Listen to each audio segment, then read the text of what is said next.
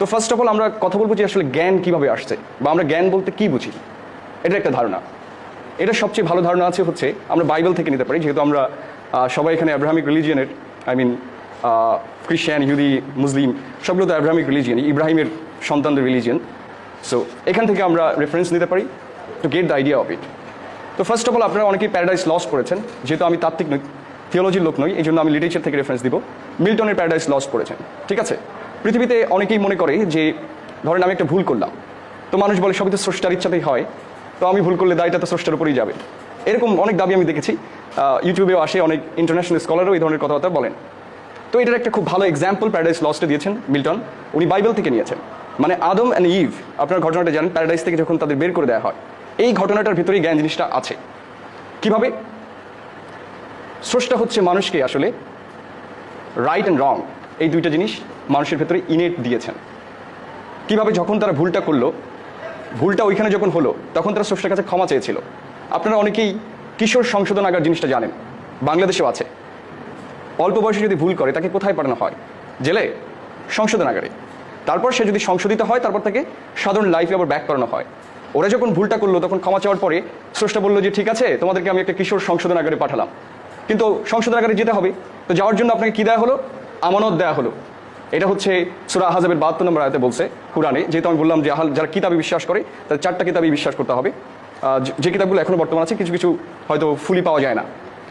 So এই আমানতটা কি? স্রষ্টা বলছে আমি পাহাড়কে বললাম তুমি আমানত গ্রহণ করো, আমি নদীকে বললাম, তারা সেটা গ্রহণ করতে মানে সক্ষমতা প্রকাশ করে নাই, যার ফলে সে মানুষ সৃষ্টি করছে এবং মানুষ বলছে যে আমি এটা গ্রহণ করব। পরে বলছে মানুষ হচ্ছে বেঈমান এবং তারা এটা রক্ষা করতে পারে নাই। সেটা কি? মানুষকে স্রষ্টা ওই সময়ে ওদের যখন পৃথিবীতে পাঠাবে, তখন তাদেরকে দুইটা জিনিস দান করেছেন। দুইটা মানে একটা জিনিসই, সেটা হচ্ছে জ্ঞান। এই পৃথিবীতে প্রত্যেকটা মানুষের ভেতরে, সে বই পড়ুক নাই পড়ুক, সে যখন ভুল করে তার কনসিয়াসনেস ডিরেক্টলি বলে দেয় এটা রাইট আর রং। এটার জন্য পৃথিবীর কোনো বই পড়ার দরকার নেই, নাথিং। এটা ইনেটলি মানুষের ভেতরে আছে।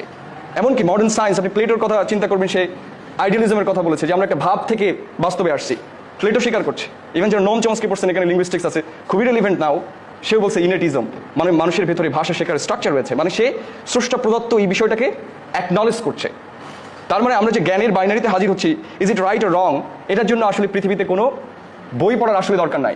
মানুষের ভেতরে এটা অটোমেটিক্যালি আছে এবং ওইখান থেকে আসলে মানুষের ভেতরে জ্ঞান জিনিসটা চলে আসছে। মানে সেই জিনিসটার ভেতরে এবার অনেকে বলবে তাহলে আমার যদি রাইট অ্যান্ড রঙের জ্ঞান দিয়েছে, তাহলে স্রষ্টা কীভাবে আমাকে বিচার করবে? স্রষ্টা বলছে আমি তোমাকে রাইট অ্যান্ড রং দুটাই দিলাম, কিন্তু তোমাকে আরেকটা জিনিস আমি দিয়েছি, সেটা হচ্ছে উইল। তোমাকে আমি ফ্রি ইচ্ছা দিয়েছি যে whether you will obey or not, এটা তোমার হাতে থাকবে। কিশোর সংশোধনাগারের পরে যদি আপনি আবারও ভুল করেন, তাহলে এবার কি আপনার কিশোর সংশোধনাগারে পাঠাবে? সোজা জেল। সো আমরা যেখান থেকে পাচ্ছি যে আমাদের জাহান্নামে যাবে, অনেকে বলে না, এই কনসেপ্টটা সব ধর্মই প্রায় আছে। কীভাবে আসলো? কারণ হচ্ছে আমরা আসলে হেভেনেই ছিলাম, তাই না? সো আমরা ওটাতেই ফেরত যাবো, যেটাকে আমরা জান্নাত বলছি, কারণ আমাদের সৃষ্টি করে ওখানে রাখা হয়েছিল। সো আমরা যদি এখানে মিস্টেকটা করি, দেন আমাদের আসল শাস্তি দেওয়া হবে, মানে আমাদের এখন শাস্তি দেওয়া হয় নাই ফর দ্যাট মিস্টেক। তার মানে জ্ঞান কিন্তু আমাদের প্রত্যেকের ভেতরে, আপনি ধর্মের দিক থেকে চিন্তা করেন আর মেটা ন্যারেটিভের কারণে পৃথিবীতে আসলে মূল জায়গাটা একটা জায়গায় দাঁড়ায় আছে। মানে একটা গল্পই তো ছিল আদম এন্ড ইভের, তাই না?